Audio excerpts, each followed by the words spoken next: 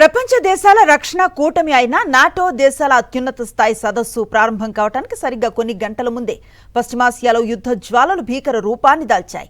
Ukraine రాజధాని Kyiv నగరాన్ని లక్ష్యంగా చేసుకుని రష్యా సైన్యం సరికొత్తగా భారీ ఎత్తున క్షిపణులు, వినాశకర డ్రోన్లతో విరుచుకుపడింది. అమెరికా అధ్యక్షుడితో పాటు ప్రపంచ దేశాల అగ్రనేతలంతా హాజరవుతున్న ఈ కీలక సదస్సుకు ముందే రష్యా ఈ స్థాయి దాడికి తెగబట్టు వెనుక ఉన్న అసలు వ్యూహం ఏంటి? నాటో దేశాలకు రష్యా ఇస్తున్న హెచ్చరిక ఎలాంటిది? దీనిపై సాక్షి టీవీ అందిస్తున్న ప్రత్యేక కథనం ఇప్పుడు చూద్దాం. ఉక్రెయిన్ రాజధాని కీవ్ నగరం మరోసారి పేలుళ్ల శబ్దాలతో దద్దరిల్లింది.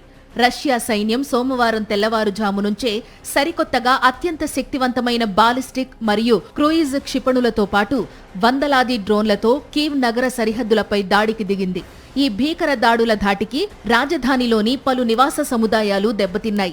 నగరంలోని 2 ప్రధాన జిల్లాల్లో క్షిపణి అవశేషాలు పడడంతో భారీగా మంటలు చెలరేగాయి. నాటో సదస్సుకు ముందే రష్యా అధ్యక్షుడు ఈ విధమైన భారీ దాడికి వ్యూహాత్మకంగా తెరలేపడం ఇప్పుడు అంతర్జాతీయంగా కలకలం రేపుతోంది. ఈ తాజా దాడి జరగడానికి కొద్ది రోజుల ముందే రష్యా జరిపిన మరో దాడిలో 30 మందికి పైగా సామాన్య పౌరులు ప్రాణాలు కోల్పోయారు.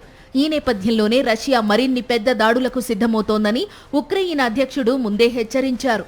రష్యా, అమెరికా అగ్రనేతల మధ్య ఇటీవల ఫోన్ సంభాషణ జరిగినప్పటికీ యుద్ధం ఆపే దిశగా ఎలాంటి పురోగతి కనిపించకపోగా మరింత తీవ్ర రూపం దాల్చింది. నాటో దేశాలు ఉక్రెయిన్కు అదనపు రక్షణ వ్యవస్థలను అందించే యోచనలో ఉండడమే రష్యా ఆగ్రహానికి కారణమని తెలుస్తోంది. ఈ దాడుల నేపథ్యంలో రాబోయే నాటో సదస్సులో రష్యాను ఒక దీర్ఘకాలిక ముప్పుగా అధికారికంగా ప్రకటించేందుకు సభ్య దేశాలు ముసాయిదాను సిద్ధం చేశాయి. అలాగే రాబోయే కాలానికి ఉక్రెయిన్కు భారీగా సైనిక సహాయం అందించేందుకు కూడా ప్రణాళికలు రచిస్తున్నాయి.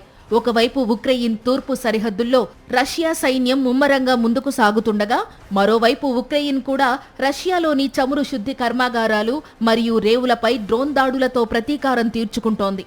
ఈ తాజా దాడులు ప్రపంచ దేశాల మధ్య మరింత ఉద్రిక్తతలకు కారణమవుతోంది.